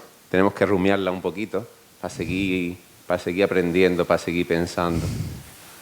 Y a mí me gustaría también, Fernando, hacerte no sé si una pregunta o que nos hables un poco, no solamente del objeto, sino de ese cómo nos relacionamos. Educadores, maestros y discípulos. Y que sería el cómo, ¿no? Porque me ha sorprendido, me ha llamado la atención que has puesto el hincapié hoy en la charla, en este ratito de conversación, en el qué, pero no en el cómo, ¿no? O si has dicho cosas en el cómo, si has dicho cosas, sí. Sí que has dicho cosas, pero me gustaría que nos dijera algo más. Por el tipo de relaciones que muchas veces, no sé, puede haber ahí que pongan en cuestión ese qué, ¿no? Gracias, Cristóbal. Que te agradezco mucho tus palabras, sobre todo por el recuerdo que has hecho de Pepe, de José Manuel. Antes lo hablaba con Eduardo y con Esther, y en fin. Las últimas conversaciones que tuve con él cuando estaba despidiéndose de la parca, como decía él, escribiendo una novela y leyendo textos y cosas, ¿no? Con ese humor que le caracterizaba y, en fin, cómo era Pepe, ¿no? Que te voy a contar. Yo recuerdo haber leído un texto muy antiguo de José Manuel que publicó en la Revista Española de Pedagogía, donde él citaba precisamente a Michael Oakeshott, un texto de él, La educación, el compromiso y su frustración, y algún otro, ¿no?, donde él decía que Oakeshott, y citaba, y eso me atrajo profundamente a mí cuando estaba él en Madrid y yo era su alumno. Hablaba de la educación, la participación en una conversación donde nos incorporamos a distintas voces. Hay unas voces más conversables que otras. Y lo importante de esa conversación es la calidad de las voces, decía, ¿no? Una conversación que se inició en los bosques primitivos y que llevamos dentro y fuera de cada uno de nosotros, ¿no? Etcétera, etcétera, etcétera. Y cuando me preguntas, que sí que creo que he dicho cosas sobre el cómo, pero me solicitas que diga alguna cosa más, ¿no?, acerca del cómo. Yo solo puedo decirte, Cristóbal, que ese cómo tiene que ver con una especie de pedagogía de la contaminación. Me voy a explicar. Yo recuerdo yo formo parte de una familia de 7 hermanos, 6 chicos y una chica. Mi hermana murió un poquito hace unos años, ¿no?, de cáncer también. Y me recuerdo que ver a mi hermana en la casa familiar, y hablaba un francés así de puta madre, ¿no? Y ella, me acuerdo, en la salita de casa leyendo, era una lectora voraz de la literatura del 19 y ella se pasaba horas allí leyendo, ¿no? Leyendo pues Zola, Balzac, Jane Austen, las hermanas Bronte, etcétera. Bueno, yo qué sé, esa literatura victoriana que a ella le apasionaba, y fumando cigarrillos. Y yo que quería, pues eso, yo era 7, 8 años mayor que yo quería fumar los cigarrillos que mi hermana fumaba y que me pasara lo mismo que le pasaba a ella leyendo. Y cuando ella se iba con su novio por ahí o con sus amigas, pues yo me sentaba en la butaca y cogía el libro, lo leía y me ponía a leer, sin entender mucho a lo mejor, pero yo quería que me pasara algo. Yo soy un amante de la literatura del 19. ¿Por qué? Porque amaba a mi hermana. Es así de claro. Ese es el cómo. Ese es el cómo. Es que no hay otro. Es un acto de seducción. Es un acto de seducción. Se dice que la palabra educación viene de, en su etimología, una de las raíces, educare, y educere, educere, salir afuera. Pero si tú le pones una S al educere, ¿sabes con lo que te quedas? Con seducere, que es seducir. Educar es seducir también, es salir afuera, pero llevarte adentro. Porque el seducere en el antiguo romano significa llevar a la mujer al domus, a la casa del marido, ¿no?, del esposo. Pero eso es una metáfora, llevarlo se puede interpretar así. Llevarlo a lo íntimo, a la casa, al hogar, a un lugar que tiene algo de misterium, de misterioso, de íntimo, ¿no?, de propio, ¿no?, de propio. Yo por eso escribí mi libro Maestros y Discípulos, y lo escribí también pensando en Pepe Esteve y en otros profesores que yo tuve de historia de la educación, por los cuales yo estoy en la universidad, creo, porque me sedujeron, porque hay algo erótico en la relación maestro-discípulo, inapelablemente hay algo erótico, hay algo erótico, pero el erotismo no tiene que ver con mi figura, que yo puedo encarnar y debo encarnar una serie de cosas atractivas frente al otro, es seducir, erotizar al otro hacia el saber, hacia la cosa. Y ese es el modo. No hay un manual que te explique eso. La relación maestro-discípulo, una fórmula hoy denostada, porque parece que el discípulo es un acto de sometimiento. Eludimos la palabra discípulo, la palabra maestro, como hablamos de docente, en fin, de interacción. Yo interactúo con mi ordenador, pero yo no interactúo con mi estudiante, con mi hijo. O sea, yo no interactuaba con mi novia. No me jodas, ¿qué es eso de interactuar? Yo interactúo con las cosas, pero no con las personas. No, o sea, dejémonos de cosas. O sea, lo tengo que decir así, es otra cosa.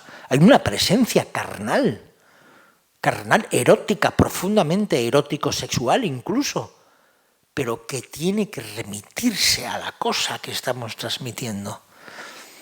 Mi relación con los libros que leo y con los cuadernos en los que escribo es erótica también en ese sentido. Necesito el olor de la tinta, frecuentemente o casi siempre de color lila, en la que escribo mis cuadernos. Y luego voy al ordenador, necesito que mi mano se canse anotando.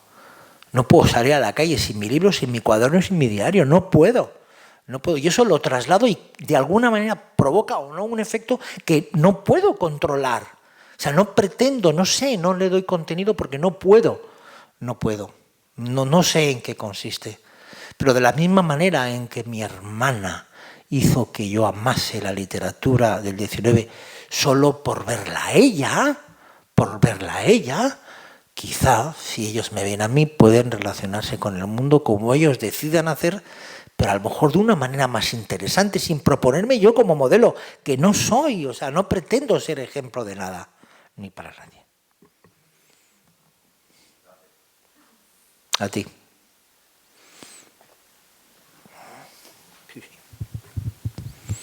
Hola, mi nombre es Carolina. Carolina. Yo quería hacerle una pregunta porque usted ha dicho que los libros están marginados en un momento. Pero no te digo bien. Que usted ha dicho que los libros estaban marginados en un momento antes cuando ha hablado y también que le hacía escribir a sus alumnos todos los trabajos a mano. Entonces, a nivel de escritor, quería hacerle la pregunta de que si usted ve la escritura como una autoterapia con uno mismo. Sí, es una idea, gracias Carolina, es una idea muy vieja, muy griega, muy antigua, la lectura y la escritura como una clínica, como una terapia del alma. Y te voy a poner un caso que es muy conocido, ¿no? Muy conocido. O dos casos. Uno de los últimos estoicos romanos, filósofo, rey, emperador, Marco Aurelio, escribió un libro que en griego podríamos llamar hypernemata, que son como cuaderno de notas, que son las meditaciones de Marco Aurelio o pensamientos para mí mismo, y donde él, el interlocutor de ese libro es él mismo. Las cosas que dice, no te olvides, no sé qué, se está refiriendo a él. Se está educando a través de la escritura. Y quiere tener ese cuaderno hecho de florilegios, por así decir una palabra antigua que a mí me encanta, que es reunir una serie de citas de textos de otros, y tenerlos siempre disponibles a mano para los momentos difíciles. Eso es una cosa, una de las lecciones del estoicismo de la filosofía griega antigua que es muy interesante.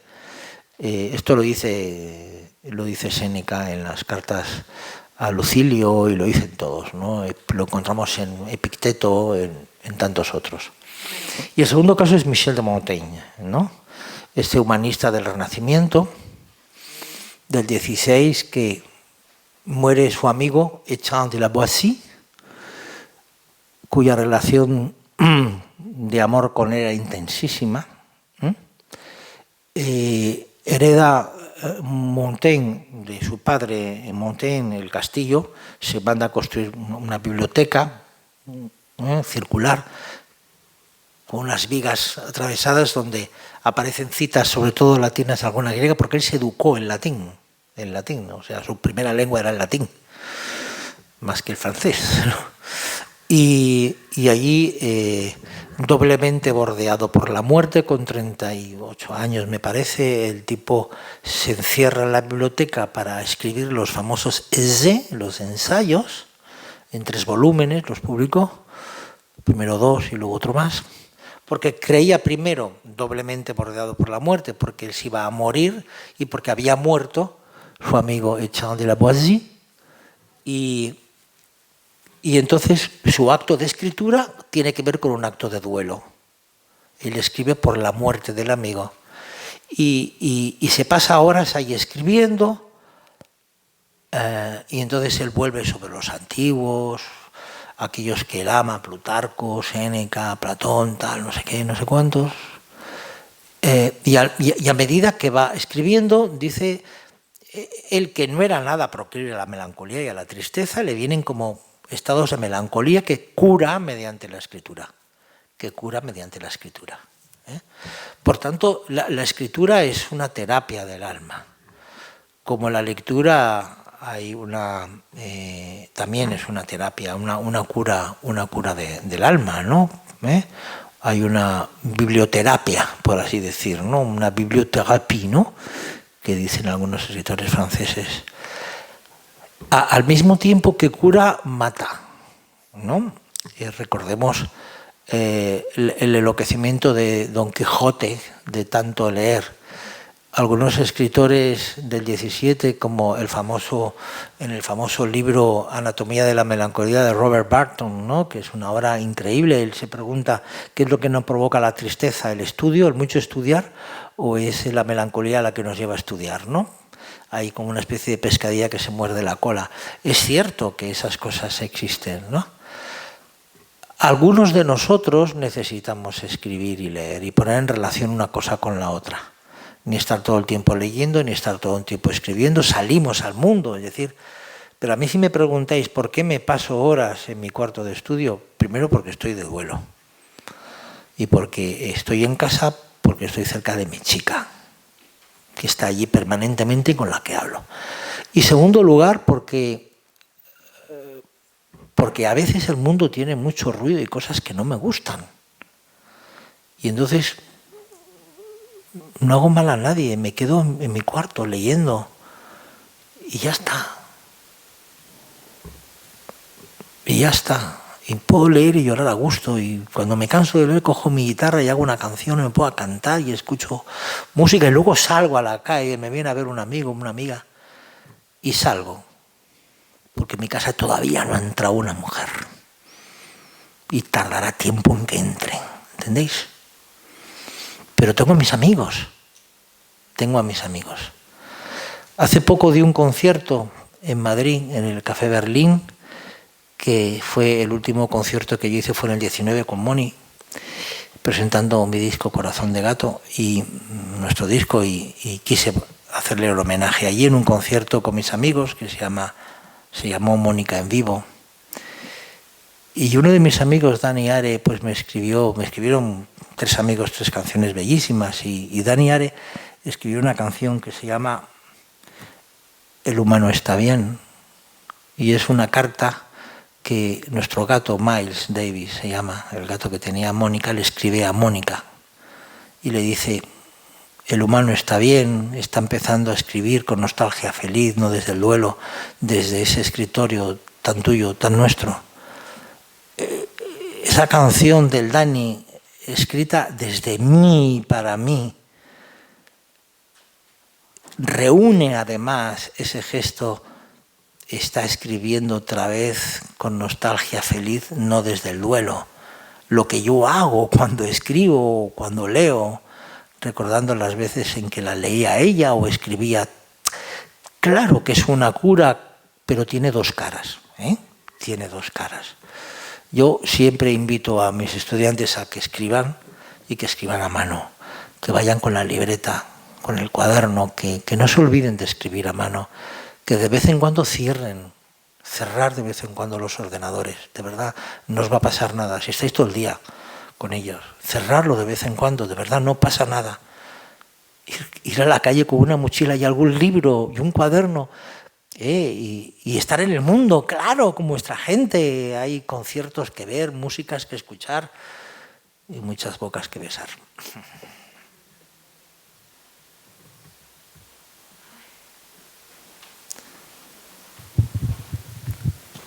¿Tenéis hambrecita ya, que sí? Hola, mi nombre es Yani. Muchas gracias por la conferencia. Estoy disfrutando muchísimo. Y me gustaría saber, a ver qué es para ti en la cita de Parménides, cómo entiende luz y oscuridad. Esa primera pregunta. Luego también, que es dentro de la disponibilidad que tiene, que nos cuente cómo fue tu experiencia como profesor en el confinamiento, cómo lo viviste, aunque percibí también cuando leí la revista Márgenes, Profesor en el Estudio, tristeza, ¿no? Al inicio de cierta tristeza y ahora comprendo mejor por qué, ¿no? También ha sucedido. Bueno, gracias. A ti, Yanni, ¿no? Sí. Gracias, Yanni. La luz y la sombra. Yo diría que la sombra no es ausencia de luz. En el cerebro tenemos unas células que captan la oscuridad como oscuridad, ¿vale? La sombra no es ausencia de luz, como el silencio no es la parada de las máquinas. Podríamos apagar ahora todos los instrumentos y todavía no tendríamos auténtico silencio, porque es algo más interior. Por tanto, a mí me gusta mucho esa expresión de Hannah Arendt de The Men in the Dark Times, ¿no? Hombres en tiempos de oscuridad. Hay momentos en la vida, en las épocas históricas de oscuridad, de sombra, que no es simplemente ausencia de luz, sino que es una provocación de lo malo, de lo perverso. Me estoy refiriendo a eso. Momentos de profunda oscuridad, de profunda noche por la que todos atravesamos, sea como consecuencia de un duelo, sea como consecuencia de otras muchísimas cosas. En los modos de leer medievales, tal y como lo describe maravillosamente Hugo de San Víctor, un monje agustino del siglo XII, en el Didascalicón de Estudio Legendi, el primer texto sobre el arte de la lectura, y que comenta maravillosamente bien Ivan Illich en El viñedo del texto, que es una obra maravillosa, la Lectio Divina y Spiritualis, ¿verdad?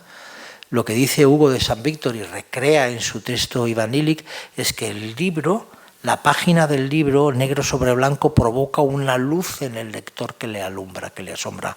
Aunque Hugo de San Víctor esté hablando del texto santo, del texto sagrado, da igual, es lo que nos está hablando Hugo de San Víctor de cómo debemos relacionarnos con el libro, intentando aprovechar la luz que emana de él. Y luego me preguntabas cómo fue mi docencia en el periodo de confinamiento. Yo cuando empezó el confinamiento, al poco tiempo vino las metástasis de mi chica, está relacionado las dos cosas, tuvimos que suspender las clases y a mí lo que me preocupó inmediatamente, cuando todo parecía ir bien, con mis estudiantes, porque los jóvenes de hoy, muchos de vosotros, no sé, estáis muy acostumbrados a estar en el afuera, pero quitando los casos en que ni siquiera disponen de una habitación, de una alcoba propia, mínimamente tranquila para poder estudiar, es que tampoco tenéis una biblioteca, o sea, no hay ese hábito de armar, de tener, y no solo pasa a los jóvenes, también les pasa a los mayores, no tenéis costumbre, no tenéis ese hábito de estar en el hogar, en la alcoba, donde uno pueda aprender el arte del tuteo, a tutearse a uno mismo, donde, como decía Montaigne, uno puede hacerse la corte a sí mismo de vez en cuando. No para estar siempre encerrado, sino para poder volver ahí siempre que queramos, ¿no? Decía Michel de Montaigne. Por tanto, a mí me preocupaba mucho eso y, por tanto, yo a través del ordenador, yo uso los ordenadores, yo uso Internet y esas cosas como un medio al servicio de un fin, no como un fin en sí mismo, ¿no? Y entonces yo tenía conversaciones con los chicos y con las chicas y les preguntaba, ¿cómo hacéis? ¿Qué estáis haciendo? ¿Cómo es vuestro ritmo diario? ¿Hacéis algunos rituales diarios para que el tiempo no sea plano? ¿Lo marcáis el tiempo en un mundo sin rituales interesantes? Es muy importante el arte de los rituales. Os levantáis a la misma hora, hacéis un buen desayuno, un poco de ejercicio, os ponéis a estudiar. Yo les daba consejos un poco a la antigua, a la griega, incluso como los moralistas franceses. O sea, si estás en el estudio, en el estudio. Y si estás descansando, descansando. Pero no mezcles las dos cosas. Aprovechad, estáis muchas horas allí y tenéis un hermano que te toca las narices permanentemente, o una hermana que no soportas, o un padre que te toca las narices, o lo que sea. ¿Cómo lleváis eso? ¿Cómo son las conversaciones? Entonces a mí me preocupaba la gestión del estudio en el silencio y hablábamos de esas cosas y de los ritmos. Fue muy interesante para nosotros. Ellos lo agradecieron y yo también lo agradecí.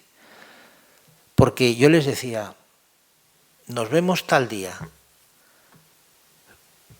pero quiero que os vistáis, ¿entendéis? Y que pongáis la cámara. O sea, nos levantamos y nos vestimos, y nos perfumamos, y nos arreglamos como si saliéramos a la calle. Parecen tonterías, parecen gilipolleces, pero no lo son. No lo son. Eso no lo es. te impones una disciplina, tu cuerpo se presenta de una determinada manera. Bueno, fue un poco así. No sé si te he respondido, pero iba de esto. Bueno, muchas gracias, Fernando. La verdad es que es un placer tenerte aquí, sobre todo vosotros. Porque comparto, bueno, las preguntas que han surgido aquí me parecen muy acertadas y creo maravillosas, y yo lo agradezco. Ha habido mucho diálogo ahora mismo en este espacio en el que tus palabras fluían y llegaban a cada quien, ¿no? Y me ha parecido que eso se ha producido, ¿no? Y bueno, a mí, por supuesto que también se ha producido, pero quería aprovechar este espacio y estas palabras que nos has brindado para hacer un poco lo que me dijiste hace un ratito fuera cuando tomábamos el café, que algunas veces podemos o haces de tus clases un homenaje también, o del sitio o de tus canciones y tus conciertos un homenaje. Entonces yo quiero aprovechar este espacio para homenajear en mi caso a mi maestra, que es la que me ha brindado estar aquí, la que me ha acompañado y me ha abierto el mundo, y para que yo lo transite y lo habite, como tú bien has dicho, a través de las palabras, y entonces, bueno, ella está aquí. Entonces quería homenajear también a esa maestra. Y también, bueno, imagino que, igual que ha dicho Cristóbal, ha hecho mención a José Manuel, a mí me llegaban también sus palabras, porque él también ha sido mi maestro aquí en la universidad, y escucharte a ti me llevaba de alguna manera a él, ¿no? Me acercaba a lo que he ido, lo que él me ha brindado, ¿no? Porque no quiero utilizar la palabra aprendizaje, no es que lo que he aprendido, sino lo que me ha brindado y lo que me ha abierto, y a partir de ahí cómo yo he ido transitando y habitando el mundo. Entonces quería agradecer por tu parte y hacer, bueno, uso de estas palabras que nos brindas para homenajear. Así que muchas gracias. Muchas gracias a ti, muchas gracias a vosotros. Qué lindo homenaje. Pues sí, hay que llamar a los seres queridos y llamar a nuestros muertos, porque son nuestros. Y estar cerca de ellas. Para poder evitar la muerte, tenemos que estar cerca de nuestros muertos, contemplándolos. Dejar que la parte fea de la muerte se vaya de nosotros, y eso lleva tiempo. Eso lleva tiempo. Muchísimas gracias. Ya os dejamos tranquilos para que podáis comer, que tenemos cuerpo, ¿no? Muchas gracias, me he sentido muy bien.